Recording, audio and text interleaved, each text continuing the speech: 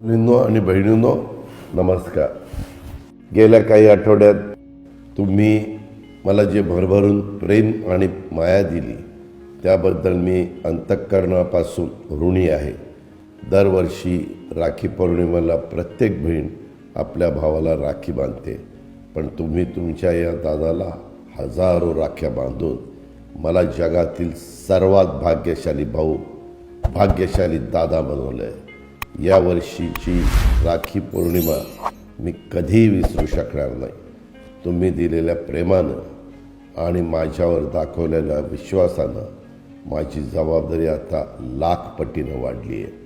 तुम्ही दाखवलेला विश्वास सार्थ ठरवण्यासाठी, तुम्हाला लाभ आणि त्यातून बळ देण्यासाठी तुमचा दादा तसोभर देखील कमी पडणार नाही, हा माझा वादा आहे आणि तो मी शेवटपर्यंत निभावणार.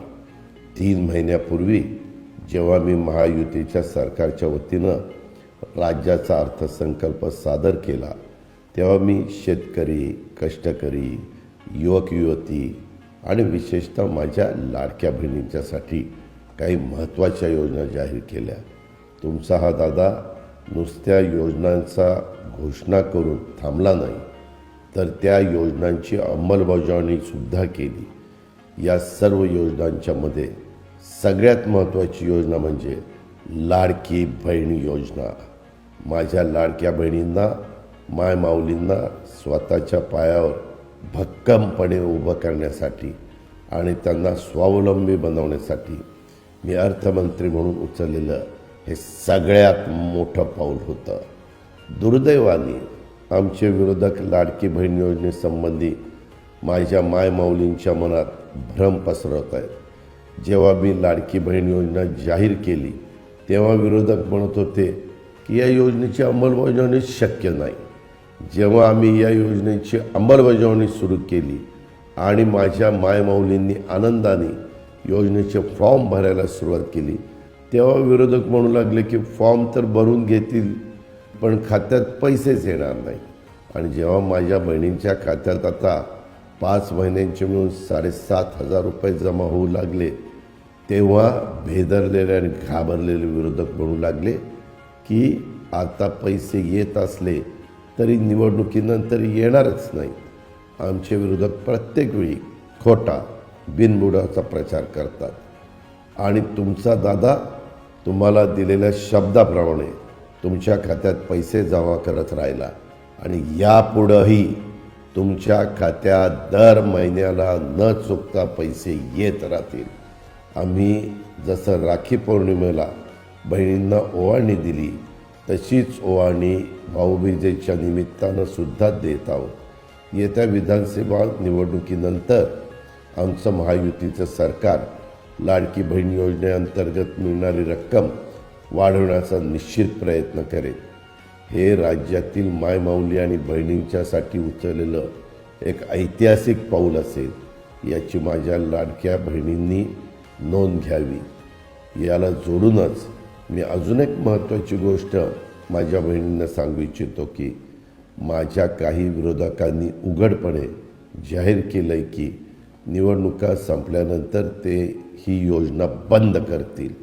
महाराष्ट्रातील करोडो बहिणींना संसाराचा गाडा हाकण्यासाठी, मुलांच्या शिक्षणात मदत करण्यासाठी, त्यांना त्यांच्या पायावर सक्षमपणे उभं राहण्यास मदत करणाऱ्या लाडक्या बहीण योजनेला विरोधक बंद करण्याचं स्वप्न बघत आहेत. परंतु तुम्ही बांधलेल्या आणि पाठवलेल्या प्रत्येक राखीची शपथ घेऊन सांगतो, तुमचा दादा ही योजना बंद होऊ देणार नाही.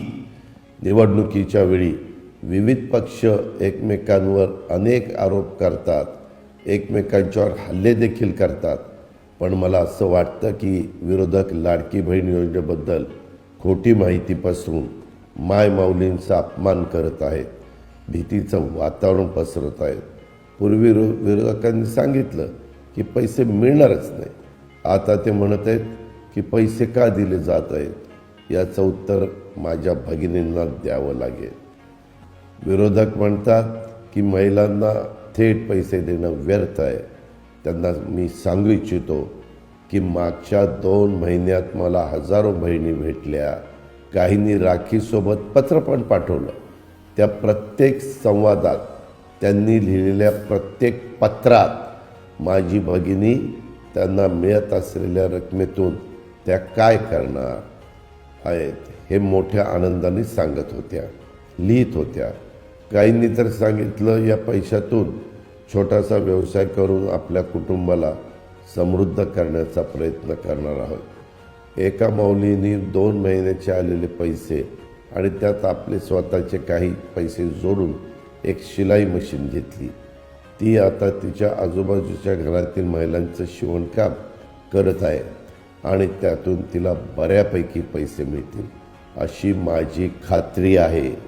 काही भगिनींनी सांगितलं की त्या या योजनेच्या पैशाचा वापर आपल्या मुलामुलींच्या शिक्षणावर, शैक्षणिक साहित्य विकत घेण्यावर करतायत. माझ्या एका भगिनीनं या पैशातून राखी पौर्णिमेच्या महिन्यात राखी बनवण्याचं साहित्य विकत घेऊन त्या राख्या बाजारात विकल्या आणि त्यातून चांगले पैसे जमवले आणि तेही हे सर्व काही मोठ्या आनंदाने मला सांगत होती.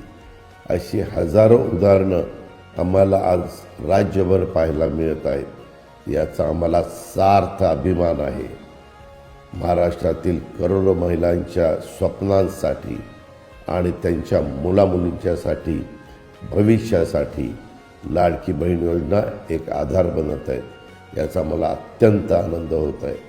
म्हणून विरोधकांना माझी हात जोडून विनंती आहे की तुम्हाला मला जी शिवीगाळ करायची आहे ती निश्चित करत राहा, पण लाडकी बहीण योजनेच्या माध्यमातून करोडो कुटुंबाचे स्वप्न जोडले गेले आहे. कृपया या योजनेसंदर्भात खोटी माहिती पसरून त्या स्वप्नांची राख रांगोळी करू नका.